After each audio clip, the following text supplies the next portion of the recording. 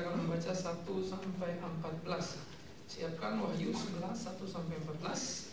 Namun sebelum kita masuk dalam pembacaan Alkitab dan perenungan akan firman Tuhan, kita ingin mengucapkan selamat datang kepada saudara-saudara yang boleh hadir pada hari ini, kepada Bapak Ruslan dan Bapak Hendra Wijaya. Bisakah berdiri? Kami ingin mengucapkan selamat datang Pak Ruslan sebelah kanan, Hendra Wijaya. Oke, di belakang sana ya. Silakan kiri kanan depan saudara untuk mengucapkan selamat datang. Selamat beribadah bersama-sama dengan kami di tempat ini. Ibadah di tempat ini diadakan tiap hari Minggu. Ada Minggu 1, Minggu 2, Minggu 3 itu menjadi ibadah di dalam khotbah ekspositori. Minggu keempat seminar. Minggu kelima kita akan pakai menjadi kebaktian pekabaran Injil atau KKR begitu ya. Baik saudara, sekarang kita akan masuk ke dalam bacaan kita. Kita akan membaca bergantian. Saya baca 1, saudara baca 2, terus hingga selesai ayat 14 dari Wahyu pasal 11. Dua saksi Allah.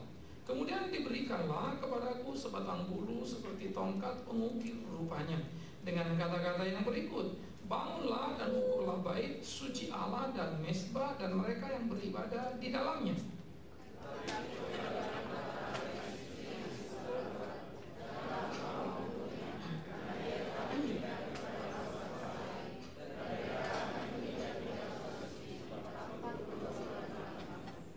Dan aku akan memberikan tugas kepada dua saksiku supaya mereka bernubuat sambil berkabung 1260 hari lamanya.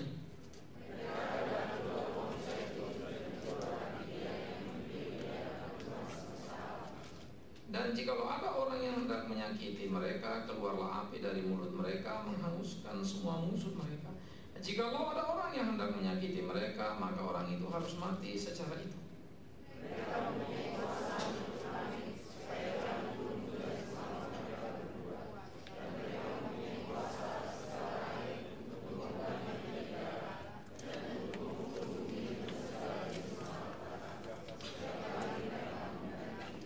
Dan apabila mereka telah menyelesaikan kesaksian mereka, maka binatang yang muncul dari jurang maut akan memerangi mereka dan mengalahkan serta membunuh mereka.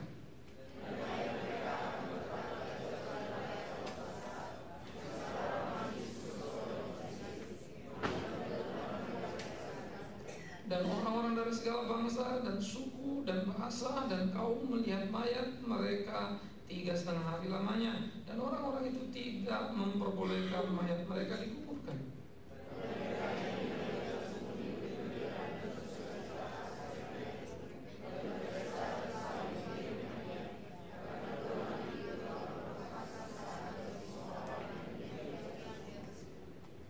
Hari kemudian masuklah roh kehidupan dari Allah di dalam mereka, sehingga mereka bangkit dan semua orang yang melihat mereka menjadi takut.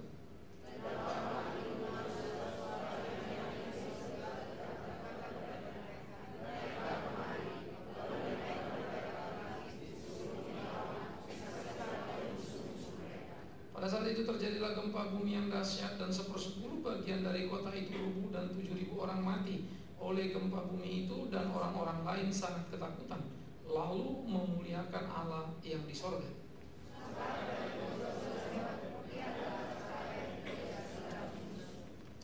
Saudara yang kekasih, pada waktu bagian ini kita baca, selalu ingat membaca kitab Wahyu adalah satu kitab penuh dengan simbolik. Satu.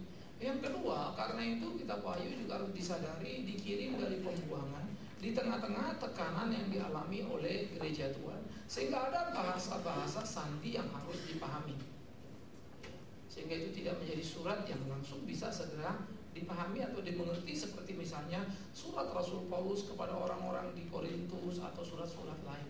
Wahyu beda. Yang ketiga, Wahyu sebagai surat rahasia di antara jemaat dari pembuangan Yohanes di Patmos diberikan kepada gereja-gereja. Ya, sehingga itu adalah surat untuk membangunkan gereja supaya waktu saya dibuang di Patmos, kamu jangan sampai lemah iman. Saya dibuang di Patmos, kamu jangan sampai kehilangan harapan. Saya dibuang di Patmos, kamu jangan sampai kemudian menjadi tercerai-berai. Sebaliknya, Wahyu juga mengingatkan kepada gereja apa yang harus dilakukan gereja. Sehingga kitab Wahyu selalu diwarnai bentuk past, present, dan future daripada gereja itu. Ya. Karena itu salah sebetulnya kalau orang mengatakan Wahyu itu kitab masa yang akan datang. Nanti dulu. Ya. Jelas-jelas pada masa itu misalnya 7 gereja diperingati untuk kondisi mereka, 7 gereja itu dihajar, itu present. Jelas-jelas nanti apalagi bacaan kita ini mengacu sebetulnya kepada banyak sekali gambaran-gambaran, lukisan-lukisan perjanjian lama yang dengan mudah akan segera kita lihat. Nah, mari kita selusuri. Dan itu sebab membaca Wahyu memang kalau tidak lengkap dengan perspektif PL jadi susah. Saya kasih sedikit gambaran begini ya. Supaya saudara kalau ada orang khotbah siapapun di sini artinya bisa menalar, bisa menangkap gitu ya, sekaligus juga bisa belajar apakah sudah tercapai yang diharapkan. Nah, perjanjian lama dimulai dari apa? Halo? Salah. Perjanjian lama dimulai dari apa?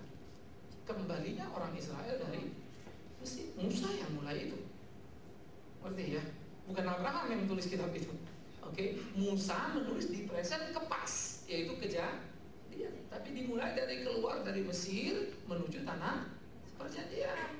Tapi Musa diberi wahyu dan inspirasi untuk menulis bentuk pasnya, bentuk sebelumnya dari kejadian sampai mereka terbuang ke Mesir. Itu gimana sih ceritanya? Oke, sampai Yakub sampai Mesir. Lalu mereka dianiaya. Waktu dianiaya kan sudah zaman Musa. Jelas ya? Dari Mesir. Perjanjian baru dimulai kisahnya dari mana? Iya, Yesus dari mana? Dari Mesir, anakku kupanggil. Nanti bentuk pasnya diceritakan kembali bagaimana sebetulnya pelayanan itu dimulai. Dari Mesir anakku kupanggil, lalu dia besar dan mulailah dia menjalankan pelayanan. Diceritakanlah kembali ke belakang tentang kelahirannya. Dari Mesir menuju tanah perjanjian. Dari Mesir anakku kupanggil. Lihat paralelnya dikit ya. Lalu yang kedua, dari Mesir itu perbudakan bukan? Menuju tanah perjanjian, tanah yang indah ya, penuh susu dan madu. Sekarang kita juga gereja sama. Kita juga dari dunia sementara dipanggil menuju mana? Halo? Dunia yang kekal. Sama toh? Jadi cerita gereja dulu sama cerita gereja sekarang juga sama. Nggak ada yang aneh. Tapi 40 tahun perjalanan dari Mesir menuju tanah perjanjian, kelakuan orang Israel kayak apa? Kurang ajar apa gimana? Kurang ajar. Kelakuan kita ya sama aja. Nah, kita cuma ulang-ulang kok. Oke? Cuma nanti bentuk malapetakannya macam-macam, bentuk hukumannya macam-macam. Nah, itu konteksnya yang jalan. Ya, dulu mereka jalan kaki, kita naik mobil, konteksnya jadi beda. Lu naik mobil gedebuk, tabrakan, mati, patah leher atau apa begitu ya. Kemarin Tuhan buang, bumi terbelah, blak, ditelan, dipatok ular, gitu macam-macam dah. Cara Tuhan menghukum saja konteksnya yang berubah. Oke? Nah, jadi kalau kita memperhatikan PLPP, maka PL memang betul bayang-bayang yang kalau disingkatkan satu-satu jelas di PP. Ya. Nah, jadi kitab Wahyu memang sangat sulit kalau dikhotbahkan secara alegoris, apalagi cuma sekedar membaca satu buku misalnya. Karena kita mesti betul-betul memperbandingkan berbagai kemungkinan-kemungkinan. Ada bagian yang segera terang bisa kita mengerti, ada bagian yang agak samar-samar. Ya, yang harus kita mengerti dalam kesamar-samaran itu sendiri. Menarik ya. Tetapi jangan bilang kalau samar-samar kan firman Tuhan jelas Pak ya dan amin. Siapa bilang firman Tuhan tidak ya dan amin? Sudah pasti ya dan amin. Tetapi bagaimana yang kau mengatakannya dan amin kalau misalnya dikatakan kapan Yesus datang, ada yang tahu nggak? Halo? Nggak ada yang tahu. Itu firman Tuhan bukan? Loh, kok nggak tahu? Kalau firman Tuhan pasti kita tahu dong. Jangan bilang begitu. Firman Tuhan kasih tahu kita bahwa kita tidak tahu. Itu pun tahu namanya tahu. Kamu tahu bahwa kita tidak tahu kapan dia datang. Kamu tahu bahwa itu memang begitu. Itu saja perlu pengetahuan. Maka mana yang final, mana yang wait, mana yang sudah begitu ya. Itu mesti dilihat semua. Mana yang masih hope samar-samar, yang satu waktu makin jelas, ya itu mesti banyak sekali. Nah, sekarang kita mulai pelan-pelan. Kemudian diberikanlah kepadaku sebatang bulu seperti tongkat pengukur rupanya dengan kata-kata yang berikut, bangun dan ukurlah bait suci dan mezbah yang mereka beribadah di dalamnya. Ini bicara tentang apa? Kemah sembahyang. Lo ingat temu saya, bikin ini sekian nasta, ini sekian, pakai ini sekian, ada kan? Diukur lah semuanya dan memang sangat terukur. Oke? Nah, kemudian kita melihat gambaran kemah sembahyang ini yang membawa orang Israel keluar terus dalam perjalanan. Lalu dikatakan tetapi kecualikanlah pelataran bait suci. Oke, kemah sembahyang sesudah tiba di Yerusalem berubah menjadi bentuk yang seutuh permanen. Sesudah bentuk yang tidak permanen karena eksodus itu kan pergerakan, baru jadi permanen. Maka gerakan permanen itu lalu memberikan gambaran kemah sembahyang yang jadi bait suci. Halaman pelataran itu untuk siapa? Orang-orang berdosa yang mau datang untuk minta ampun dosa nih. Masuk ruang suci itu hanya imam-imam. Maha suci itu imam diundi. Belum tentu seumur hidup imam bisa masuk karena jatahnya cuma 1 kali. Seumur hidup begitu. Oke. Jadi nggak ada yang aneh kan ya? Jelas kan sebetulnya. Sederhana kan ya? Oke. Nah di dalam kesetaraan itu lalu dikatakan lagi, tetapi sekarang ada sedikit pergeseran nilai. Dikatakan gini, tetapi kecualikanlah pelataran bait suci yang di sebelah luar, janganlah engkau mengukurnya karena ia telah diberikan kepada siapa? Bangsa-bangsa lain. Mereka akan menginjak-injak kota suci 42 bulan lamanya. Oke, 42 bulan. Berapa tahun? Ayo, 7. Berapa tahun? 3,5 tahun. Jadi kalau kita muncul lagi itu 3,5 tahun, 3,5 tahun, lalu ada istilah lagi 3,5 hari. Oke, nggak usah terlalu terpaku dengan itu, tetapi itu mau mengatakan satu masa, satu waktu.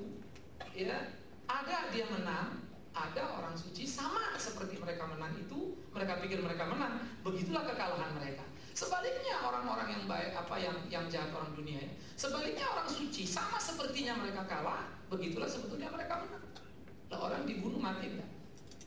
Mati. Jadi orang-orang dunia itu kan sepertinya berkuasa ya, membunuh orang benar. Kalah kan orang benar? Kelihatannya karena mati. Tapi waktu mati masuk mana? Menang apa kalah?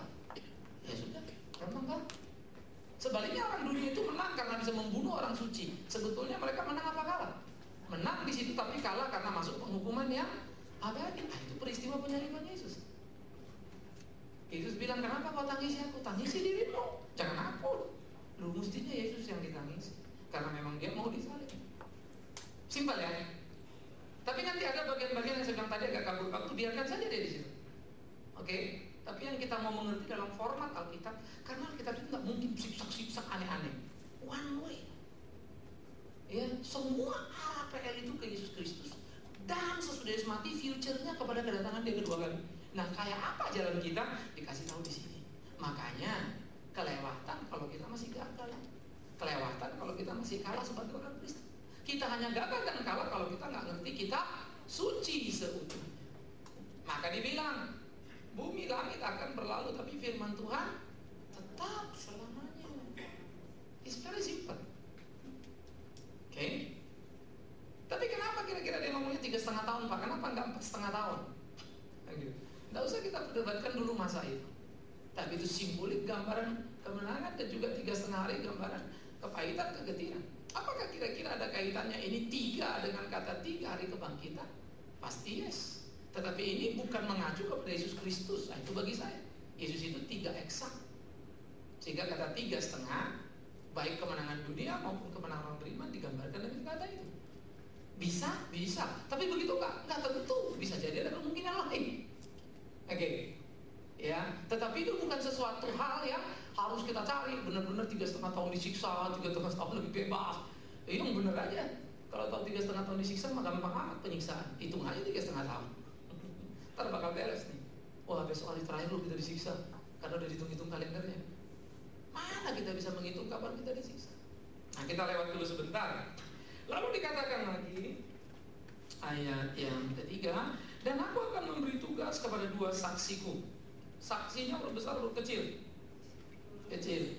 Kunya yang besar ya. Jadi saksinya Tuhan. Ini tidak mengacu kepada Yesus. 2 saksi. Supaya mereka dikatakan bernubuat sambil berkabung 1260 hari lamanya. Berapa tahun itu? Ya nanti hitung sendiri. Cepat. Kita tunggu kalkulator. Yang lainnya mentek. Ya, mereka adalah kedua pohon zaitun dan kedua kaki dian yang berdiri di hadapan Tuhan semesta alam. Kaki dian itu menggambarkan siapa? Halo? Israel. Pohon zaitun menggambarkan siapa? Israel.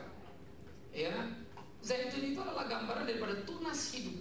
Maka kalau saudara pergi satu waktu ke Israel, ke Yerusalem, ada gambar Daud, lalu di gambar itu ada pohon zaitun.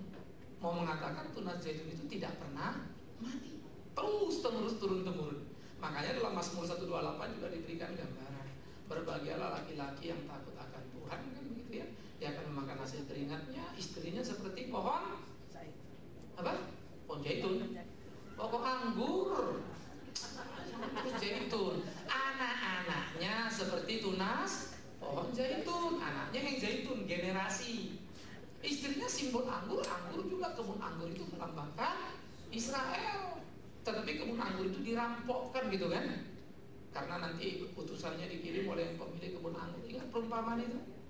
Dibunuh kan, itu nabi-nabinya. Lalu dia pikir, anakku lah yang dikirim, pasti mereka takut. Ternyata anak tunggal itu pun dibunuh. Itu Yesus. Dirampok. Siapa yang ngerampok kebun anggur? Ahli Taurat. Kerjasama dengan siapa?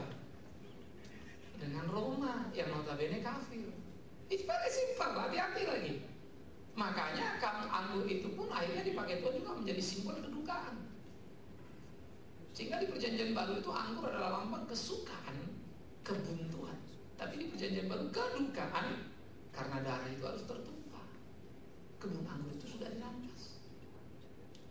Nah, itu sebab saya susah kalau nyanyi anggur sukacitamu. Saya susah nyanyi itu. Gak bisa saya nyanyi itu. Karena saya kan ingat anggur, ingat darah yang tertumpah. Jadi saya tidak mampu lagi merefleksikan anggur sukacita ini apa. Maka saya lebih sukacita nyanyi sukacita dari Tuhan padaku. Entah apapun teksnya serah. Pokoknya sukacita yang memang ada. Tapi kalau digambarkan anggur saya tidak bisa. Karena anggur sukacita itu cuma di nightclub. Minum anggur kita mabuk kan gitu kan nih. Is a wine. Ayo tos. Itu spiritnya ada di sana. Nah itu sebab orang akan ribet kalau ngikutin saya misalnya kan. Waduh Pak gitu aja nggak boleh, ini nggak boleh. Bukan gitu loh.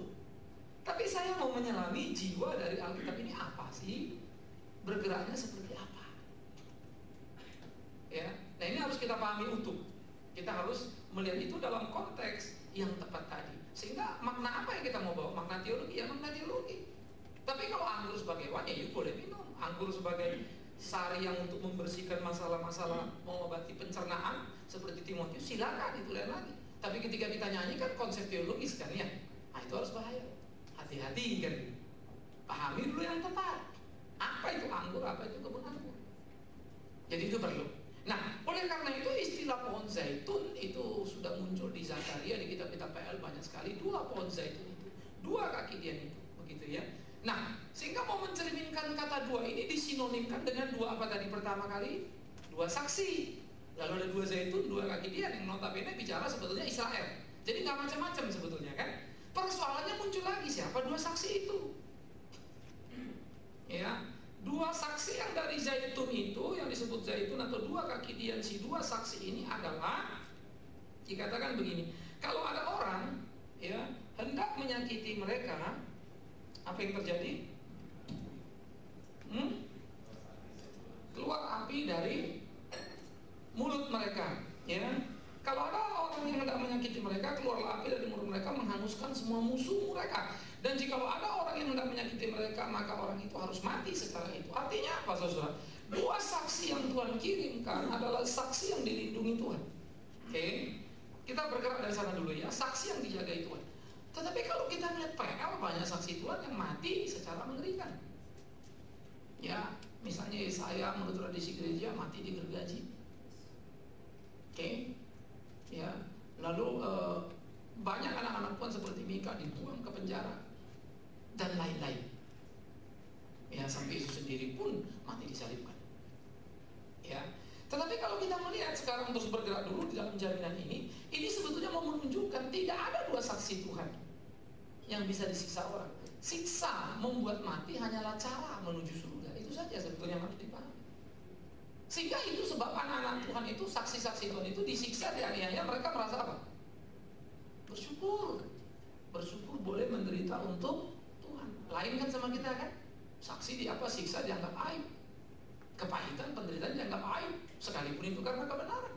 Sehingga kita berpikir kalau kita melakukan yang benar ya pasti kaya, pasti hebat, pasti sukses. Maka susahlah kita memahami, makin jauhlah kita mengerti apa yang Tuhan mau. Susah kita membaca Alkitab, berbahagialah kamu yang dianiaya. Bolehlah. Akhirnya dirohani-rohanikan semua kan, sampai kehilangan maknanya. Inti sarinya itu hilang. Karena nggak bisa membayangkan orang gimana kita bahagia kalau dianiaya. Langsung pendeta akan khotbah, saudara-saudara mungkin kita dianiaya sekarang, tapi nanti di surga kita akan dimulai. Padahal kata berbahagia makarios bentuknya present. Berbahagialah sekarang pada waktu kau dianiaya. Mana mungkin? Siapa bilang tidak mungkin? Lihat Yesus. Jangan tangisi aku, tangisi dirimu. Dia sedang apa? Mikul. Kalau memang mestinya dia ditangisi dong. Kasihan.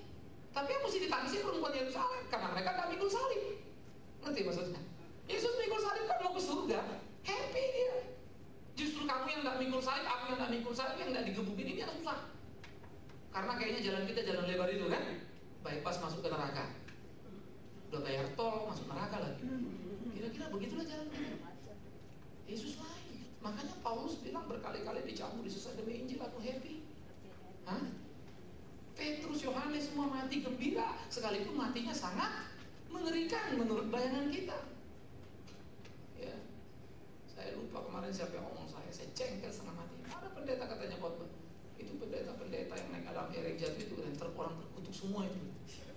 Kurang ajar mulut pendeta itu. Sobek-sobek itu. Bapak marah. Oh iya, kurang ajar. Pendeta gampang sekali menerapkan kutukan karena jatuh dalam Adam Erek. Kalau saya berhak berdoa, saya doakan dia mati digigit kucing supaya geger beritanya. Kalau jatuh Adam Erek mati mah wajar ya.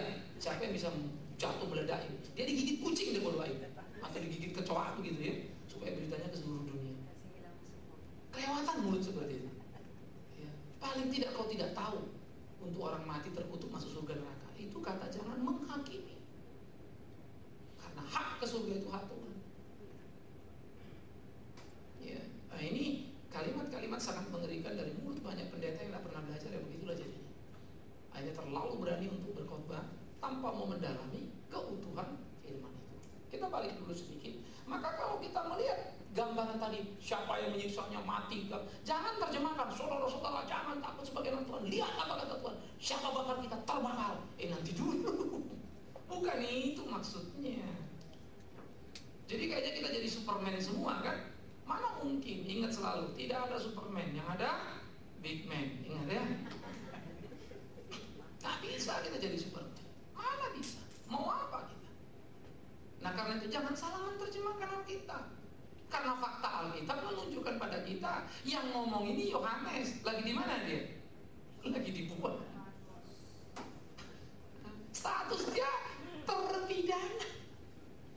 Kok ngomong gitu? Kan kita bisa ketawa, ya Yohanes jangan banyak ngomong lah, lu aja di penjara kok dibuang di pulau tak bertuan ini. Kenapa orang Roma tidak terbuang yang membuang dia? Kenapa Domitian yang ditaksir pada kerajaan masa kekaisaran Domitian yang sangat bengis itu tidak terbuang seperti Yohanes? Tapi awas loh, dia pun terbuang dari surga sana. Ya, maka jangan main-main sama hamba Tuhan, itu maksudnya.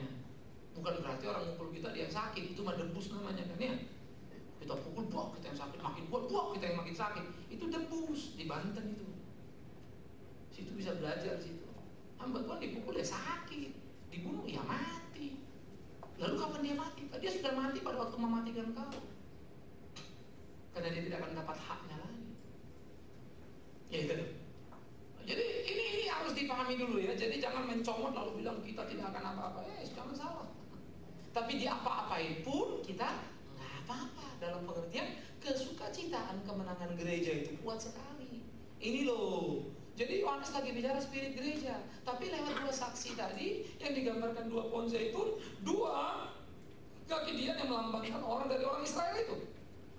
Maka menarik ayat 6 menjelaskan. Siapa mereka? Mereka mempunyai kuasa menutup langit supaya jangan turun hujan selama mereka bernubuat. Siapa itu? Halo, jangan turun hujan, Siapa itu? Elia memang selalu menggambarkan bagaimana dikatakan kebangunan daripada gerakan Elia. Maleaki juga mengatakan itu kan. Itu sebab sampai waktu Yesus itu datang, Yesus tanya murid-muridnya, menurut kalian siapa aku? Orang jawab apa? Murid-muridnya bilang apa? Ada yang bilang kau apa? Yohanes Pembaptis dulu kan, tapi Yohanes Pembaptis kan udah mati. Lalu dia bangkit lagi, kok mirip banget kuasanya, hebat banget pengaruhnya. Yang kedua, ada yang berkata Elia, karena memang otaknya orang Israel itu, konsep Elia itu ada yang percaya Elia akan datang beneran. Nah itu sebab di kalangan para orang-orang New Age Movement mengatakan Alkitab pun mengandung dan ada konteks reinkarnasi. Jadi Yesus itu menurut orang New Age nih, ya, yang sudah campur aduk ini, Yesus adalah reinkarnasi siapa? Elia itu. Padahal Yesus mengatakan tidak itu. Yang dimaksud Alkitab adalah the power-nya itu loh. Di mana Elia dipakai Tuhan untuk menghancurkan para nabi-nabi Baal. Artinya nggak ada artinya kalau nabi Baal, gitu loh. Kebenaran selalu menang, tapi sangat simbolik itu. Sangat simbolik. Ya, itu yang harus diperhatikan. Oke. Yang kedua, lalu dikatakan lagi adalah bahwa orang yang kedua itu saksi pertama yang kedua, lalu dikatakan mereka akan mempunyai kuasa atas segala air untuk mengubahnya jadi darah, memukul bumi jenis malapetaka setiap kali mereka mengendakinya. Air jadi darah, siapa yang kau ingat? Yes. Mereka itu orang-orang perjanjian lama yang kalau diomongin klik langsung orang Israel tahu. Sayangnya kan kita bukan orang Israel kan. Maka kalau membaca Alkitab, bacalah dengan culture Israel itu kayak apa ya, sehingga mereka terima surat itu kayak apa pada waktu itu. Makanya perlu sekolah, perlu belajar, perlu tahu budayanya Israel, supaya kalau dia ngomong kita ngerti. Jadi itu saudara mengacu pada Musa. Kalau kita tanya apa yang dimaksudkan dengan Musa, ingat keluar dari Mesir menuju tanah perjanjian, pembentukan pertama kali umat Israel, ya kan, pulang sebagai bangsa yang merdeka. Elia adalah perlawanan Israel terhadap kesesatan. Nanti Esra adalah reformasi kepada keimanan Israel, dan Nehemia adalah reformator pembangunan kembali kota Yerusalem. Jadi tiap orang itu dipakai tiap zaman ada yang khas. Nah kekhasan itu menjadi titik-titik penting untuk orang Israel. Bukan nabi lain tidak penting. Tiap orang dipakai pada zamannya. Maka tiap orang harus berbicara pada zamannya. Oke. Maka dua saksi ini kemudian dikatakan untuk apa ya? Lalu dikatakan, dan apabila mereka telah menyelesaikan kesaksian mereka, maka binatang yang muncul dari jurang muat akan memarahkan mereka dan mengalahkan serta membunuh mereka. Loh, ini mulai agak bingung kita, karena ayat 7 segera melompat jauh ke depan. Padahal Musa sama Elia sudah mati apa belum? Lalu kenapa dikatakan nanti akan kalah lagi? Loh, di mana kalahnya? Musa kan tidak kalah, iya kan ya? Elia kan naik ke apa?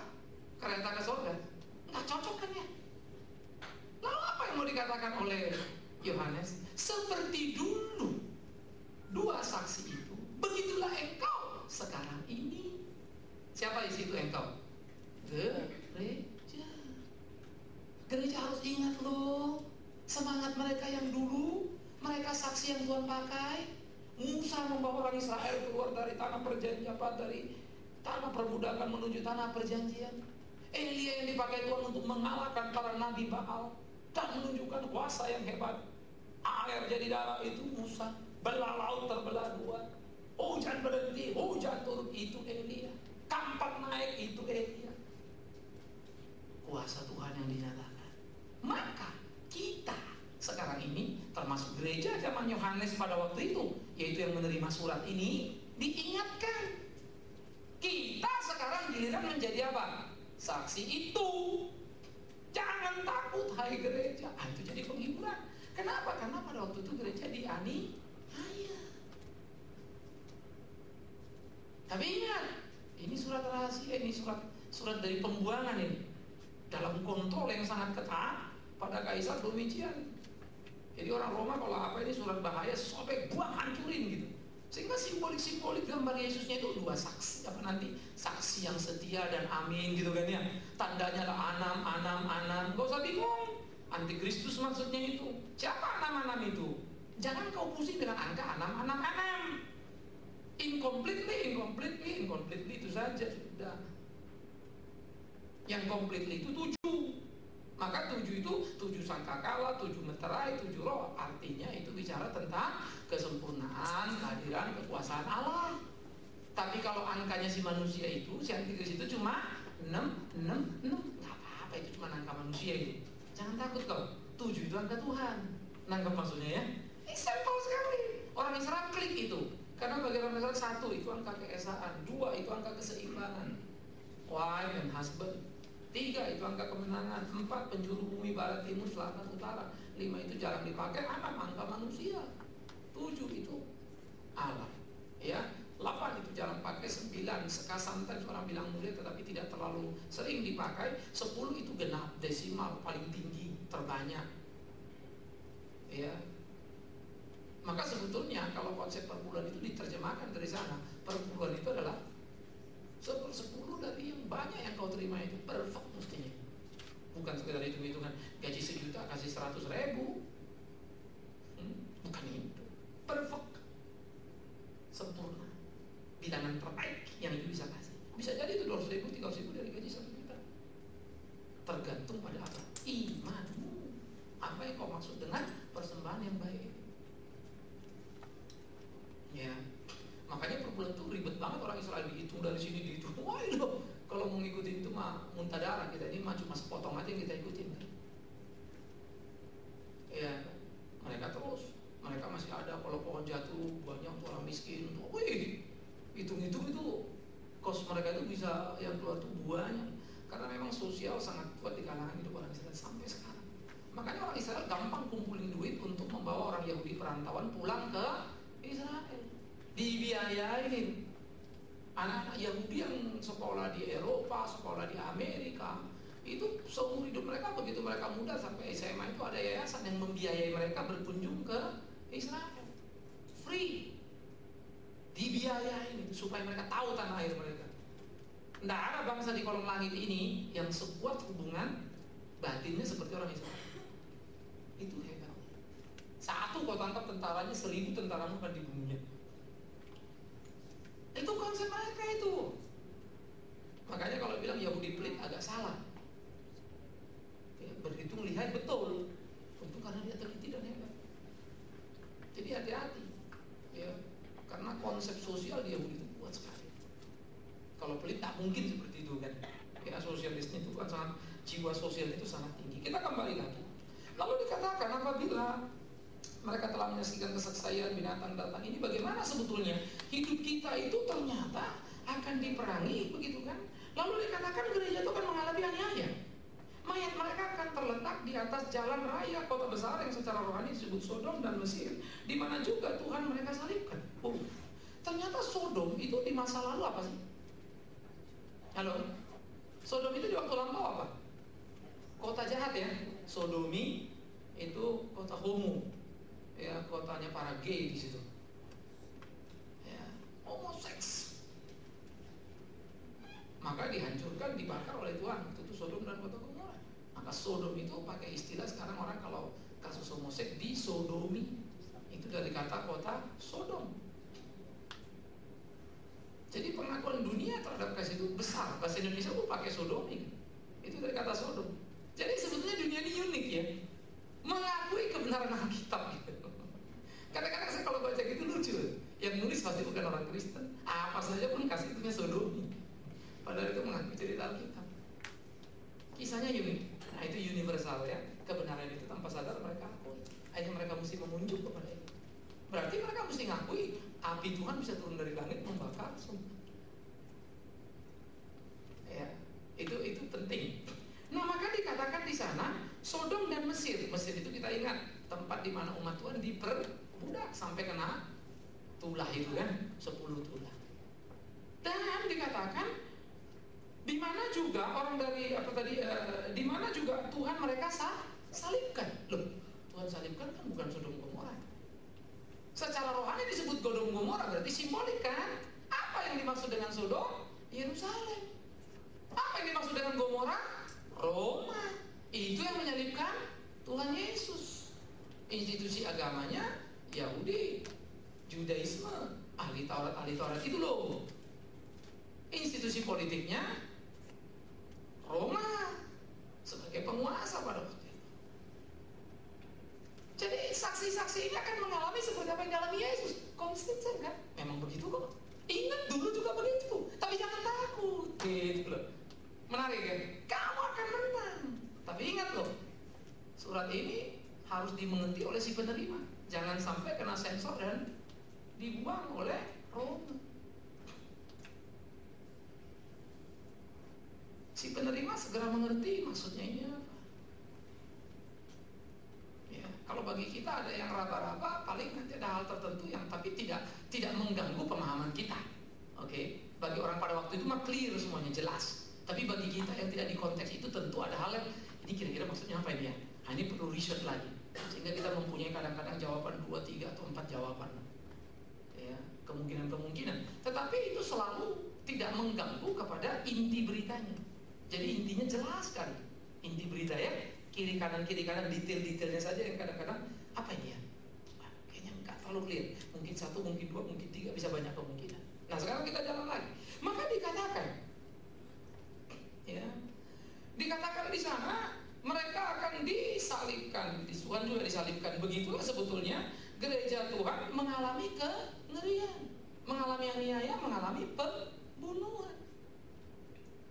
Tetapi kenapa di atas bidang tadi mereka dibakar, begitulah mereka mati kan? Ingat, pembelaan Tuhan ada pada umatnya. Kekekalan, kemenangan ada di tangan umatnya. Makanya umat itu digebukin, dianiaya pun tetap puji Tuhan. Mana bisa kau kalahkan umat itu? Makanya Paulus juga ngomong di dalam kitab Roma pasal yang ke-8, kita lebih dari pemenang. Kita bukan cuma pemenang, lebih dari pemenang. Kalau pemenang itu habis dia menang bisa kalah, itu pemenang. Kalau lebih dari pemenang, sesudah menang nggak mungkin kalah. Oke? Kita cuma kalah kalau kita tetap ikut Tuhan. Kalau tetap ikut Tuhan, nggak akan. Jadi Tuhan nggak pernah membuat kita menjadi pemenang, lebih dari pemenang. Itu tekanan Paulus dalam Roma itu penting sekali, mengingatkan orang Roma. Mestinya kita nggak bisa jatuh, nggak bisa gagal dalam itu. Tapi bagaimana kita bisa menghina kekristenan kita, menghina diri kita, menghina iman kita, sehingga kita tidak tampil utuh dalam hidup dan pertarungan hidup itu sendiri. Nah ini jadi seru, begitu ya. Nah disinilah yang perlu untuk kita sadari, untuk kita mengerti, untuk kita ketahui apa yang Tuhan kehendaki. Lalu dikatakan, dan orang-orang dari segala bangsa dan suku bangsa, kaum melihat mayat mereka 3,5 hari lamanya, dan orang-orang itu tidak memperbolehkan mayat mereka dikuburkan. Oke, ini apa maksudnya ini? Ingat lagi, aniaya. Ya, kalau orang sudah mati nggak dikuburkan itu apa? Menghina banget ya, sadis amat kan gitu. Udah mati, biar di situ supaya orang lain tahu mereka mati. Wah, gitu. Tetapi mereka lupa, kematian martir selalu menjadi kesaksian abadi. Ya, kematian martir selalu menjadi kesaksian abadi. Saya kira gambaran Stefanus waktu mati di Rajam Batu ditonton orang banyak ya, sangat simbolik untuk menggambarkan itu. Bagaimana gereja Tuhan itu dianiaya. Bayangkan Stefanus di situ semua mulai lihat orang buah, dinikmati loh kematian. Sadis. Tapi itu terjadi pada pengikut Kristus. Tapi Stefanus bilang apa? Gak teriak, gak mengeluh. Dia gak menyesal ikut Tuhan. No. Bahkan diawali dengan kalimat, aku melihat dia. Wis. Dan anaknya di sebelah kanannya. Wow. Hebat sekali. Ngamuk lagi mereka dengan kebencian. Karena mendengar kebenaran. Karena kebenaran yang dikatakan Stefanus, dia mati di Rajam Batu. Padahal hukum Yahudi sendiri di dalam Taurat, yang di Rajam Batu itu siapa? Orang yang salah, bukan orang yang benar. Tapi itulah kejahatan institusi gereja pada waktu itu juga, sebagai gereja yang salah, gereja yang nyeleneh, gereja yang lari, yang digambarkan Sodom di zaman lampau dan Yerusalem di kemudian hari yang jahat itu. Itu sebab bagi saya pemahaman orang tentang Israel sekarang seringkali agak emosional gitu ya. Nggak boleh ngutuk Israel, nggak boleh ini Israel. Kamu pikir Israel itu apa? Kalau dia nggak boleh misalnya ditegur Lalu kalian salah juga tidak boleh ditegur dong. Apa kalian bukan sama dengan Israel sebagai bangsa pilihan? Tetapi history is a history, dimulai dari Israel sebagai bangsa, itu fakta. Tapi bukan berarti kita kelas bawah. Lah kalau masuk surga ada kelas 1, kelas 2, repot kita nanti nih. Kita kelas kambing semua nanti. Karena tingkat VIP-nya diambil orang Israel semua nanti. Apa iya surga seperti itu? Surga akan mengukur buah-buah hidup kita. Jadi bukan soal Israel apa enggak Israel begitu ya. Tapi Israel punya makna tersendiri yang terlalu banyak misteri yang juga kita belum bisa pahami. Tapi Tuhan sendiri menghukum Israel dan menyebut Yerusalem itu sebagai Sodom yang berdosa itu. Jadi kalau digambarkan Yerusalem sebagai Sodom, di mana diambil keputusan menyalibkan Yesus, gambar itu segera ngeri ya. Kenapa? Karena di Yerusalem ada apa? Halo? Yang paling penting Yerusalem itu ada apa? Bait Allah. Bait Allah cuma satu ya. Ingat di Israel itu bait Allah cuma satu, di Yerusalem top. Yang lain-lain itu namanya sinagogi. Kalau Islam itu niru itu persis mereka. Masjid raya cuma satu. Di Jakarta saya kalau tahu masjid raya sini mungkin sekarang jadi Istiqlal kali ya. Saya tidak tahu. Kalau di Medan masjid raya itu kan ada satu. Yang lain-lain itu masjid, nggak disebut masjid raya. Ya, lebih kecil dari masjid disebut musola atau langgar. Nah itu langgar punya pribadi ya, atau musola gitu kan. Kadang-kadang ada tempat-tempat pribadi itu kecil-kecil lagi. Ya. Nah jadi saudara mesti ngerti konsep itu. Oke. Nah itu sebab di gereja lain nggak ada gereja raya. Semua gereja, karena gereja di mana orang kumpul, orang percaya menjadi gereja, nilainya sama yang gede sama yang kecil. Pusat atau cabang sama, hanya organisasi mengatur ini pusat ini cabang. Ya, karena Yesus sendiri ngomong, rubuhkan bait Allah, aku bangun dalam tempo. Dia berbicara tentang dirinya. Maka konsep pergerakan itu menjadi berubah lagi kita. Dinamikanya di situ. Ya, ini harus dipahami baik-baik begitu ya. Jadi di mana kita bergerak secara progresif, berpindah sebelumnya di mana posisinya dan seterusnya. Sehingga pergerakan dinamikanya itu harus kita tangkap. Nah kita kembali lagi kepada tadi, maka Sodom yang menggambarkan Yerusalem, pada Yerusalem tempat bait suci, tapi jangan lupa pantas kalau Yerusalem digambarkan sebagai Sodom. Kenapa? Karena bait suci itu diapain? Perlu disucikan. Artinya sudah tidak suci. Yesus menyebutnya apa? Sarang penyambung.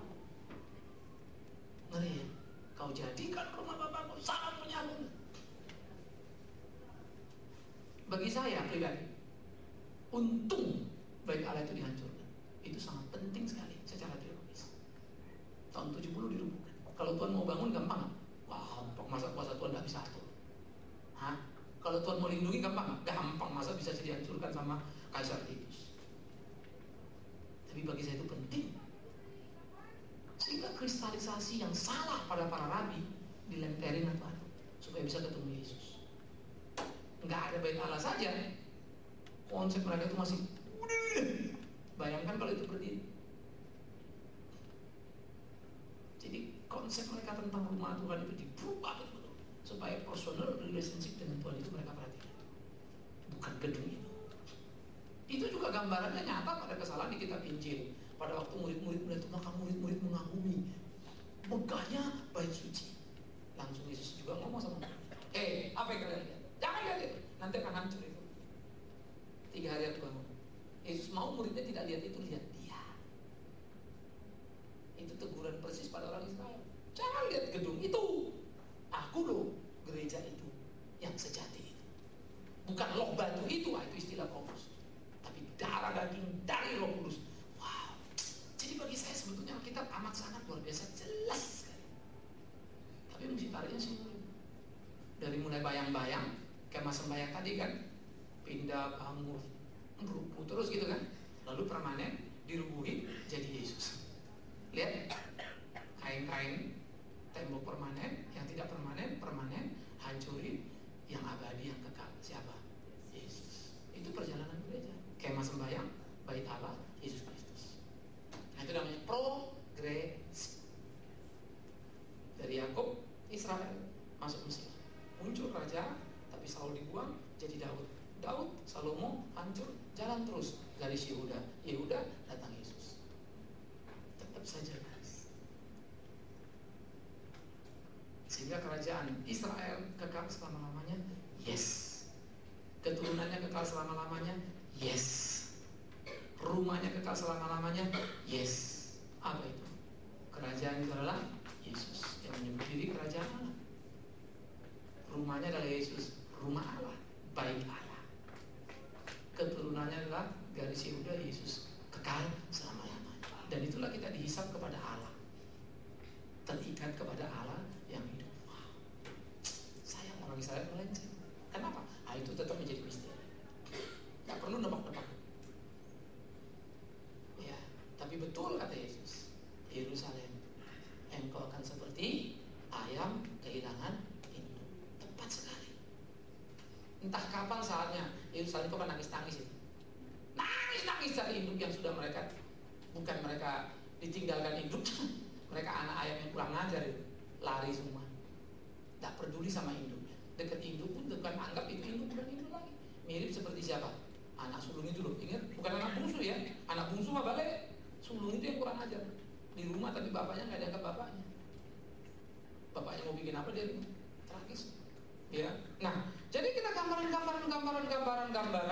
dari PL sampai ke Injil sangat jelas, lalu kita menjadi sederhana untuk mengerti ini.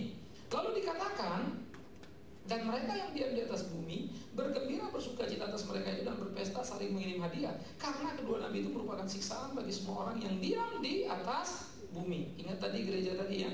Lalu yang pesta pora siapa? Antikris itu ya.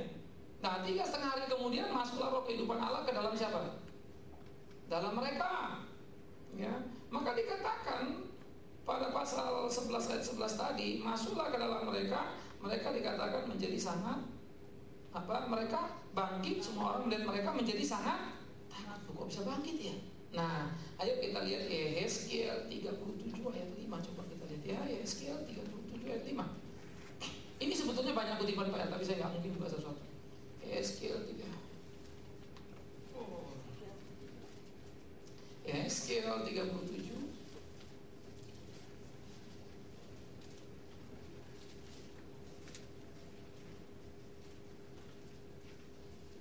Oke, sudah? Kita baca sama-sama ya. 5-7. 1 ya. Beginilah firman Tuhan Allah kepada tulang-tulang ini. Aku memberi napas hidup di dalammu supaya kamu hidup kembali. Aku akan memberikan urat-urat padamu dan menumbuhkan daging padamu, akan menutupi kamu dengan kulit dan memberikan kamu nafas hidup, nefas, roh, supaya kamu hidup kembali dan kamu akan mengetahui apa? Kira-kira surat ini tujuan Yehezkiel bicara sama siapa? Israel yang sudah melenceng, mati kau di luar Tuhan, maka kau harus kembali ke dalam Tuhan. Kau ini tidak lebih dari mayat hidup, itu kata Yehezkiel kan? Mayat yang jalan kelentuk tulangnya, tak haru-haru tapi gak ada dagingnya. Tapi waktu percaya Tuhan dibangun, diberi nefas, yang disebut nafas hidup. Kalimat yang sama dipakai roh seperti yang diberikan pada Adam. Jadi sebetulnya gambaran itu sama seperti orang Israel dibangunkan itu. Itulah gambaran di dalam kitab Wahyu. Kita ini kayaknya di babak belur digebukin, tetapi kita dibangunkan. Oke? Enggak, ternyata kita memang dibunuh sama mereka, tapi kita dibangunkan. Sehingga mereka nggak bisa bilang apa-apa, nggak bisa membantah, mereka jadi sangat takut. Ternyata orang-orang percaya itu memang nggak bisa dimain-mainin. Ingat, satu kasus yang mungkin memberi kita inspirasi. Kasus siapa itu? Halo, membuat seseorang itu pengen pindah tempat akhirnya. Dulu sombongnya setengah mati. Lazarus dan orang kaya. Orang kaya itu makan seenak perutnya kan? Nggak mau nolong si Lazarus. Lazarus berebut sama anjing. Sekarang begitu di neraka, orang kaya itu minta apa? Hah? Kurang ajar nggak? Kemarin lo kagak kasih makan, sekarang kurang ajar. Air pun lo ngemis dari si pengemis. Perhatikan, kemarin Lazarus cari makan kau tidak kasih, sekarang air setetes pun kau minta dari dia. Wow, kalau kita bijak kita akan segera ngerti. Betapa hebatnya orang yang percaya Tuhan. Tapi awas loh, menang itu tidak sama. Lagi ingat ya, kita dipukul lalu dia mati gitu ya. Bukan itu. Tabrakan orang kafir sama orang benar. Puji Tuhan, memang orang benar luar biasa. Selamat semua, hanya orang kafir yang mati. Tidak ada itu. Adam air jatuh, maka pendeta-pendeta di dalam itu terkutuk. Gendeng itu. Yang ngomong itu terkutuk sudah pasti. Kalau yang 5 itu belum tentu, karena saya tidak tahu hidupnya kayak apa. Tapi yang sudah pasti yang ngomong itu ada pasti terkutuk itu, karena ngutukin kerjanya kan. Udah pasti dia sudah melanggar apa yang Tuhan katakan. Yang 5 kita belum tahu. Maybe mereka ke surga. Saya tidak tahu pelayanan dia. Itu kedaulatan Allah. Tetapi saya percaya, ingat selalu, mau jatuh dari Adam itu cuma cara mati, cara kita nyampe ke surga doang itu. Jadi Tuhan panggil kita ke surga bisa lewat Adam Air, bisa juga lewat Eva Air. Kan ada Eva. Ada di Eropa ya? Hah? Apa? Taiwan ya? Nah, ada Adam, ada Eva, terus ada juga Musa Air gitu ya. Terserah lah kalau mulai apa di situ, pokoknya mati jatuh kan. Mau mati dipacok orang, ditabrak. Jangan karena lihat mati orang iman mengerikan. Tuhan jaga dia nggak ya? Saya paling benci kadang-kadang. Lu apa lupa Yesus? Di dunia ini tidak ada orang mati sehina Yesus. Loh, Pak, banyak yang disalib sampai kirinya juga ada. Jangan lupa, kiri kanan itu disalib ada dosanya itu. Yang hina itu kalau tidak berdosa tidak ada salah kalau disalib itu loh. Itu penghinaan yang paling hina, nggak ada yang lebih hina dari itu. Jadi kalau kau mati digigit paus kayak di langit di apa sana, jangan takut. Ada satu teman saya tanya, aduh ini orang tua saya meninggal mau dikremasi gimana ya? Boleh nggak? Boleh, kenapa tidak? Ya, tapi kalau dikremasi ntar waktu kebangkitan gimana dong? Loh, kenapa? Kan waktu mati dikubur, dibakar. Habis waktu kebangkitan ketemu debu, gimana kenal papa atau kenal mama? Geblek loh. Bapak lo kubur, mak lo kubur, masuk kuburan, tunggu berapa juga jadi cacing semua itu. Apa lo ketemu cacing di sana? Otak kita ini kan ngawur ya. Lah kalau gitu dunia ini kacau. Yang lebih parah lagi yang masuk mati di laut. Itu mesti apa? Dibuang ke laut itu. Mana ditaruh-taruh di kapal itu. Dibuang ke laut, digigit ikan paus pas muncul. Kenapa lo? Waktu gue mati kan digigit ikan paus. Waduh mak, di surga ketemu orang shock begitu kan kacau gitu. Ya surga bukan surga lagi dong. Ada tubuh baru, tubuh kebangkitan, nggak usah pusing tau. Kayak apa saya pun nggak tahu. Kalau saya tahu berarti saya sudah ke surga. Kan ini tuh, awal masih sakit-sakitan di sini, jantung masih jebol, belum surga ini. Ya, jadi making clear, very simple. Oke, kita bikin sangat sederhana dulu. Jangan bikin ribet, jangan takut dengan wahyu. Maka bagi saya pribadi, orang bilang luar biasa ya kalian bahas wahyu. Biasa itu. Tapi kalau perspektif itu tentang wahyu mengerikan ya jadi luar biasa. Oke, biasa-biasa saja. Ya, tapi memang perlu kehati-hatian untuk mengkhotbahkannya supaya jangan malah makin dikhotbahkan makin bingung pula yang dengar. Making simple, kembali lagi. Kita buat ikut alur Alkitab dulu lah, itu istilahnya. Ikutin aja alur Alkitab ya. Alkitab cerita apa sih, ini gini, oh ini gini. Sinonimnya gini, sinonimnya gini. Oke, kita jalan terus. Lalu dikatakan 3,5 hari kemudian dimasukkan roh, kehidupan dari Allah. Ingat, hidup yang kekal itu mereka menjadi luar biasa, menjadi kuat. Dan orang-orang itu mendengar suatu suara yang nyaring dari sorga berkata pada mereka, naiklah kemari. Lalu naiklah mereka ke langit, diselubungi awan, disaksikan oleh musuh mereka. Ya, ini baru orang tambah lagi. Apakah ini bicara pada waktu kita diangkat ke sorga? Bisa yes. Tetapi percayalah, tiap orang mati percaya diangkat ke sorga. Jadi nggak usah nunggu-nunggu Tuhan datang di awan-awan lalu ada yang naik-naik gitu kan. Ngapain kau tunggu itu? Kalau jadi 100 tahun lagi kan capek kau nunggu-nunggu kan. Karena nunggu-nunggu 150 umurmu sudah tipis kau. Tiup angin pun sudah terbang kita nanti. Mau apa 150 tahun? Kalau boleh besok mati, iya apa? Ya. Pensiun dari dunia ini. Ya. Saya belajar berani hidup, tapi juga belajar harus berani mati. Tapi harus belajar takut Tuhan. Kita lain ya. Takut hidup, mati pun takut. Seperti apa namanya? Bosan hidup,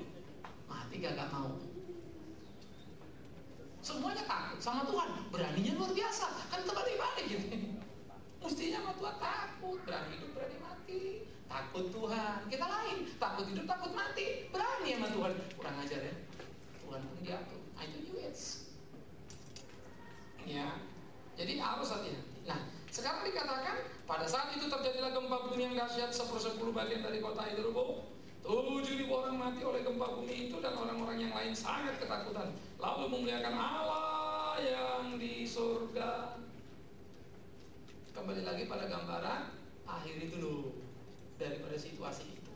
Kenapa ya yang digambarin itu kok mesti Yerusalem? Ya, kota itu kan tadi ingat Sodom dan bukan Sodom dan Mesir. Sodom dan Gomora di gambaran di sini Sodom dan Mesir. Yang notabene Yerusalem dan Roma. Mati 1/10-nya. Ya, memang kalau angka ada prediksi orang hitung Yerusalem itu penduduk pada waktu itu paling berkisar 70 ribuan. Jadi 10/10-nya 7.000 itu. Tetapi lepas daripada itu, saya selalu akan konsisten untuk mengatakan bagaimana besarnya sebuah kehancuran. Ingat 10 genap besar. Ya, besar sekali kerusakan yang ditimbulkan. Gitu loh. Ya, jadi kamu nggak usah ukur 10 meter, bakal rusak nih 10 cm gitu. Nggak usah capek-capek ngukurin itu. Oke. Jadi kita mesti ngambil dulu ke satu titik yang lebih jelas, lebih terang gitu ya. Maka dikatakan celaka yang kedua sudah lewat. Lihatlah, celaka yang ketiga segera. Kalau begitu berapa celakanya dunia ini? Amat sangat celaka. Itu maksudnya. Jadi nggak usah itu celaka 1 apa, celaka 2 apa, celaka 3 apa, hanya celaka 17. Nah itu kan si Jampang itu ya. Nggak usah repot-repot, tapi mau mengatakan betapa celakanya. Habis ini terpikir habis datang lagi, hancur semua. Wah, bermain-mainlah kau dengan Tuhan, maka habislah. Tapi saya ini pikiran nakal saya saja ya. Kalau kita lihat putaran bumi, bursa saham itu kalau dimulai dari Australia dia bergerak ke Tokyo, dari pagi Australia bergerak ke Tokyo, terus beberapa kota Asia, ya, masuk ke Amerika, ke Eropa berakhir di Amerika, muternya kan gitu, terus gitu ya. Terus nggak ada berhenti kan ya? Saya bayangin itu, pagi hancur, mula-mula di Australia, terus jalan hancur di Jepang dan Asia lain, terus hancur di Eropa, hancur ke Amerika, satu tingkat. Sepertiga, maybe begitu. Tapi nggak usah kau yakin banget begitu. Ya, saya cuma berimajinasi. Pantas saja ya bumi ini bulat. Hebat ya, jadi bumi itu bulat pas gilirannya tiap pagi pokoknya hancur, tiap pagi ada aja yang hancur. Cuma paginya Indonesia, malamnya Amerika kan. Tunggu lo besok pagi lo gitu kan. Paginya lo bangun hancur. Telepon Indonesia nggak bisa, udah hancur. Mungkin dokter telepon kebingungan kan, kok nggak ada yang ngangkat ini. Tahu-tahu badai datang gedebuk, pak, hancur. Saya nonton film tentang tsunami digambarkan. Jadi saya terinspirasi begini. Jadi ini akan dihitung kan sama ahlinya kan. Tapi ya biasalah cerita, terus ada lagi kan, nggak mungkin kan gitu kan. Lalu dia diledek lah cerita. Ternyata hitungan dia betul. Oke, kan dia mesti nyelamatin keluarga nih kan. Lalu dari sana hancur kan begitu. Jadi dia mesti nyelamatin yang ke sana itu, ternyata telepon udah hancur. Udah nggak bisa apa-apa kan? Dia mau ke sana, orang nggak percaya. Padahal dia tidak datang, dia di sini. Ini mau datang ke dia kasih tahu sana supaya segera beres. Nggak ada, gila lo, mana mungkin begini kira-kira gitu. Akhirnya mereka harus lari, seluruh teknologi telepon udah hancur. Jadi komunikasi putus. Kalau yang nonton film zombie itu ya, yang kemudian jadi zombie semua kan, hancur semua kan, nggak ada lagi line teleponnya gitu. Maka modernitas dalam kecanggihan informasi putus. Jadi kita nggak tahu apa yang terjadi di sana. Jadi kira-kira kembali ke zaman dulu sebelum ada telepon. Kenapa? Sekarang ada kasus. Kemarin badai menghantam Taiwan, beberapa internet nggak bisa dipakai ya. Yahoo sama apa lagi kemarin? Yahoo apalagi sama Nalo gitu ya. Nalo nggak bisa pakai maksudnya. Jadi itu hancur semua. Gara-gara dari Taiwan kan. Baru itu kita lihat kan, satu sentral yang di sana itu dihajar, langsung berhenti. Jaringannya kan begitu. Jadi nggak usah 10 titik. Jadi saya melihat itu kan satelit-satelitnya dulu hancur semua, yang di udara kan udah hancur semua, mati langsung berhenti. Blabas, bumi gelap bener. Karena gampang sekali membuat gelap bumi kan, hancurkan aja energi pembangkit tenaga listriknya. Coba saudara kalau punya ide bom itu yang di periuk itu ya, Jakarta ini pasti kekurangan bensin itu. Coba deh kalau nggak percaya. Nanti kamu yang bom, saya ngitung gitu. Efeknya terus hilang bensinnya berapa lama gitu. Cepat pasti. Makanya kalau ada apa-apa itu dijaga kan. Mana yang strategis cepat itu dipilih. Maka waktu dulu kerusuhan itu lucu. Kelapa Gadingnya nggak terlalu dijaga, itunya yang dijaga habis-habisan. Sunter nggak dijaga, sampai dijebol kan di jalan. Tapi pom bensinnya buset, berapa lapis yang jaga. Jahatnya pemerintah juga begitu. Ya ini Kelapa Gading dijaga kuat, itu karena dari dalam. Mesti bayar tentara datang, di blok, tutup pintu-pintu. Masuk jeder. Sunter nggak sempat, bias dijebol. Padahal Sunter seberangnya kan ya, pelumpang itu kan. Oh itu dijaga ketat. Kalau Priok nggak usah dijaga ya, karena preman semua di sana. Priok mau nggak dijaga Pak? Ngapain dijaga? Dari sana datangnya katanya. Jadi Sunternya hancur. Nah, jadi saudara-saudara, kalau melihat ini gambaran Wahyu, sebenarnya kita nggak usah bingung lah ya. Dalam pengertian begini, iya kalau kita lihat TV kan ya, Taiwan dihantam badai, kita udah pengaruh ke dunia kan. Beberapa internet nggak bisa. Lalu kalau rempah silikon itu hancurin semua, perusahaannya si Bill Gates itu semua, dia punya center itunya hancur semua. Wow, semua yang berkaitan dengan Windows tiba-tiba boom, wih, sekejap. Ya, pas kita buka blog, boom, karena virus sudah masuk, langsung meledak semua. Kita tidak bisa lagi. Jadi sangat progresif, sangat masuk akal. Oke? Wahyu sangat masuk akal kan? Baru kita bayangin sepertiga 3 kali kan? Celaka. 1/10, apakah nanti 1/10? No. Kemarin rusak sepertiga di bacaan sebelumnya kan? Sepertiga, lalu sepertiga ini. Kalau sepertiga kan sisanya 23 kan? Selesai lagi sepertiga, 3 kali 3 mau menggambarkan cuma 1 tadi ya. Selesailah semua. Itu saja kan? Nggak ada yang aneh-aneh gitu. Ya. Jadi nggak usah bilang 1/10, 1/9 sisanya nanti gini. Loh, bacaan sebelumnya 1/3 ngomongnya. Nggak usah bingung. Mau mengatakan sebuah kehancuran yang besar, celaka. Dan sekali lagi perhatikan, sangat mungkin dalam sistem zaman sekarang. Pagi bergerak, ketemu pagi lagi, bumi sudah hancur dalam 1 hari. Oh kita sempat nelpon, mungkin udah nggak ada lagi. Karena begitu hancur, yang titik itu hancur semua. Komunikasi baru tang. Mirip seperti Adam Eril ya. Begitu putus kontak, sudah nggak tahu. Karena seluruh kecanggihan teknologinya sudah habis. Kita nggak drop punya sistem elektrik yang drop atau apa yang jelas, nggak mungkin secara teknologi komunikasi putus, pasti dia rusak di sana. Atau dia pas itu tiba-tiba meledak, buah, nggak ada hubungan lagi kan. Masuklah ya, ke dasar sana. Tapi kalau dia meledak di atas, mestinya sih puingnya banyak di laut. Ya, saya yang nggak berani bayangin itu kalau ini masuk kapal-kapalnya gitu, potongan sayapnya yang tertinggal, lalu orang-orang itu masih di dalam posisi apa namanya ini, safety belt gitu kan, udah di laut sih. Nanti akan ditemukan pesawat diderek keluar ya, semua orang masih di safety belt. Kalau ya kita nggak tahu sonar logam yang mantap itu, benar kalau sampai 1.500 meter, 1,5 kilometer ke dalam. Lah ya, diving kemarin berapa kedalaman? 40 meter. Kalau diving sekitar segitu ya, cuma 40 itu pun kalau nggak bagus-bagus itu jantung bisa meledak. Diving itu ada tekniknya kan. Ya. Jadi waktu kita snorkeling itu sama Pak Yugo, kita lagi di Bali dan tanya orang diving berapa lu masuk 40 60 meter. Terus kalau lebih gimana? Nggak bisa Pak, itu mesti dihitung-hitung. Kalau nggak kita bisa mati di dalam.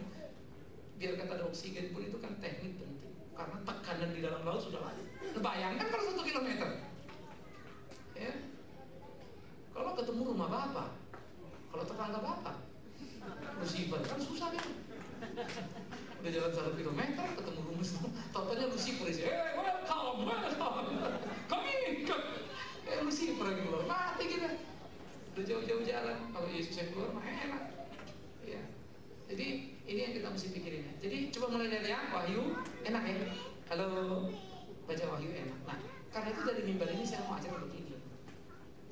Saya kemarin di kantor agak sedikit apalah senewan begitu ya, karena baca laporan santapan harian disediakan tapi belum efektif, jemaat ada yang ngambil. Saya Saya tidak tahu, ini mungkin kurang dikomunikasikan dari sini. Saya mau ngomong, saudara mesti tahu kita sediakan santapan harian untuk mengajak saudara bersaat teduh dengan pola itu. Oke, santapan harian adalah bahan saat teduh yang memang terkenal paling sulit dari antara yang lain-lain. Oke, karena yang lain-lain itu cuma kamu baca, doa, selesai. Itu bagi saya penipuan diri. Oke, udah saat teduh, udah Pak. Saya tadi baca berapa lama? Ya baca-baca 2,5 menit lah Pak. Oh betul-betul teduh ya. Itu kan teduh banget itu ya. Saat teduh itu pasti bikin kamu gelisah. Tak mungkin kamu teduh begitu. Maksud Bapak, begitu baca tanya, ada nasihat, ada teguran. Iya ini buah nih. Kemarin gak boleh gini, begini nih. Pang. Saat teduh itu menggelisahkan lo. Dah saat teduh itu teduh. Aduh Tuhan ampun, saya mesti jangan begitu. Pergilah beritakan Injil. Aduh ampun Tuhan, bukan Injilmu yang kuberitakan. Gitu ya. Tapi ya salah itu prepare. Oke, maka saya minta saudara tolong ya, sebelum kau dipanggil Tuhan dan jelas tujuanmu, perjelaslah. Oke, mulailah punya saat teduh yang mendatangkan kegelisahan, namanya santapan harian. Santapan harian itu saya garap 5.000 atau berapa ribu? 5.000, tapi saya minta pengurus taruh di sana kotak.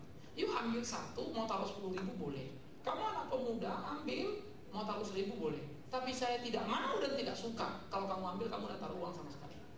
Kamu menghina diri. Oke, saya paling benci yang presiden seperti itu. Ya, itu namanya menghina diri. Oke, pasti kamu mampu taruh situ 1.000 perak. Oke lah, 5.000 udah budget gua habis nih. Tapi 1.000 masih ada kan? Nah, waktu kamu taruh 1.000, kalau kamu punya uang lebih kasih 10.000. Nggak usah tanya panggil Pak Bigman tadi gua masukin 10.000, kembali dong 5.000. Waduh, gua kembali 50.000 kan? Ya. Jadi di situ saja terus. Ini office boy yang paling baru. Ya. Jadi kita mesti melihat bagaimana nilai-nilai itu ya. Nah supaya waktu ingat ikut khotbah sini nih, eksposisi ini, saudara lebih mudah. Oke? Karena polanya santapan itu dia eksposisi itu sebetulnya, tapi yang simple. Ya, namanya OIA, observasi, interpretasi, aplikasi. Dia main 3 step. Observasi, siapa, di mana, kapan, kita dilatih. Sehingga waktu saudara dengar khotbah, siapa 2 saksi, siapa 2 saksi ini, cari tahu kan di mana, bagaimana. Oh di UPL masuk sini, tarik jalannya, pluk ketemu.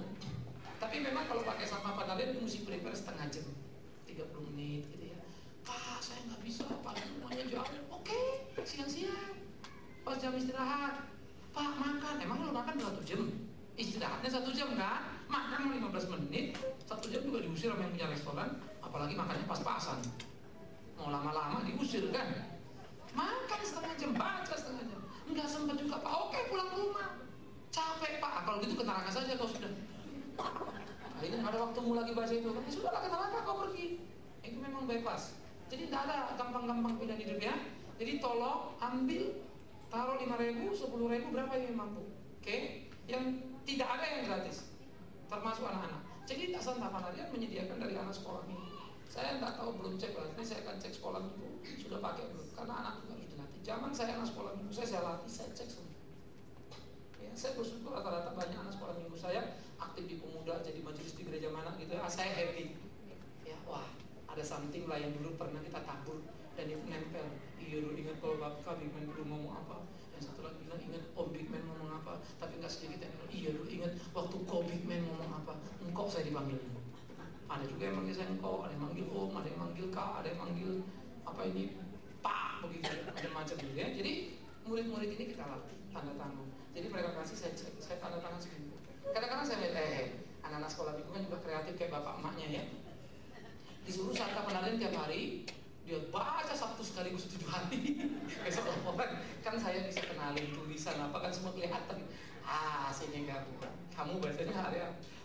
Ya baca Om semuanya. Memang Om juga tahu membaca semuanya. Tiap hari apa 1 hari sekaligus?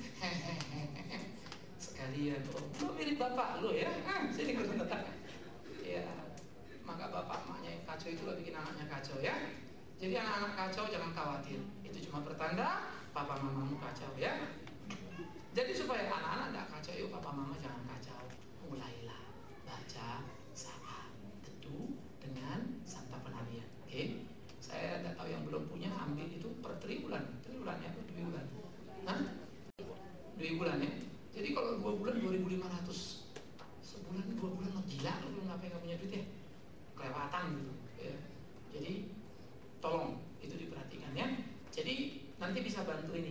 mempermudah saudara memahami khotbah. Wah, baru saudara begini. Besok-besok saya yakin 2 tahun aja saudara gitu. Dengar yang aneh-aneh, langsung saudara pusing. Langsung bilang, Pak, dipotong aja dan selesai, Pak. Kenapa? Makin Bapak cerita makin muntah ya. Ya, karena cerita Bapak salah semua. Ini makin ngerti. Jadi kamu tolong hamba Tuhan kan, yang ngawur-ngawur mungkin gak langsung, tapi pas pulang, Pak, maaf Pak ya. Saya kira Bapak mencatat, tadi saya catat nih Pak, ada catatan apa? 15 kesalahan. Tidak maksud menggurui orang, tapi penting mengkoreksi hamba Tuhan. Saya senang gitu. Ya. Nih. Tapi belajar, jangan cuma bilang salah, padahal waktu kamu bilang dia salah, kamu yang salah. Kamu bilang dia salah 15, ternyata kamu yang salah 20 lagi. Ya, jangan gitu. Oke? Jadi saya harap betul-betul kita perhatikan, baca santapan harian, ya. Jadi siapa yang tidak punya saat teduh untuk merenungkan itu, ingat, you belum hidup jadi orang Kristen yang baik. Ingat ya, nggak cukup cuma ke gereja, kita nggak mau jadi gereja begitu. Ya, Tuhan tolong kita, Tuhan pimpin kita berdoa. Tuhan terima kasih, kami boleh mengerti firman-Mu, terus tolong kami dalam hidup kami melakukan apa yang menjadi kehendak-Mu. Terima kasih saudara kami yang baru pertama kali hadir, berkati sertai untuk terus setia beribadah bersama dengan kami di tempat ini. Kami juga berdoa supaya Tuhan menolong kami dalam kerinduan kami bergaul dengan firman-Mu, supaya kami bertumbuh dalam pengenalan yang utuh dan hidup memuliakan nama Tuhan.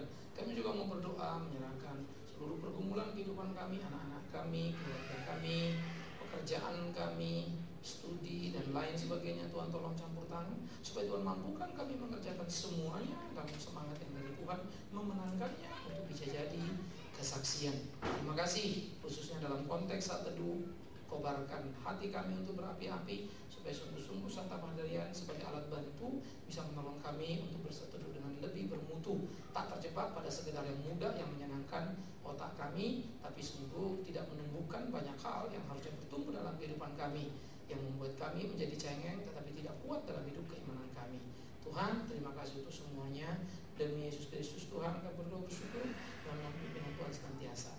Secara khusus hari ini kami mau berdoa bagi para korban dari Adam Air, keluarga yang mereka tinggalkan, berikan kekuatan penghiburan untuk menyatakan pemeliharaan Tuhan. Yang sudah percaya kiranya tetap percaya dan makin teguh dalam memahami kedaulatan-Mu. Yang belum percaya lewat peristiwa itu kiranya Tuhan menjangkau dan mulai menjadi percaya. Maka kami berdoa, pakai setiap anak-anak-Mu, khususnya kami dalam hidup kami, bersaksi tentang Engkau. Terpujilah Engkau Tuhan kami. Amin. Kita berdiri sesuai dengan kasih.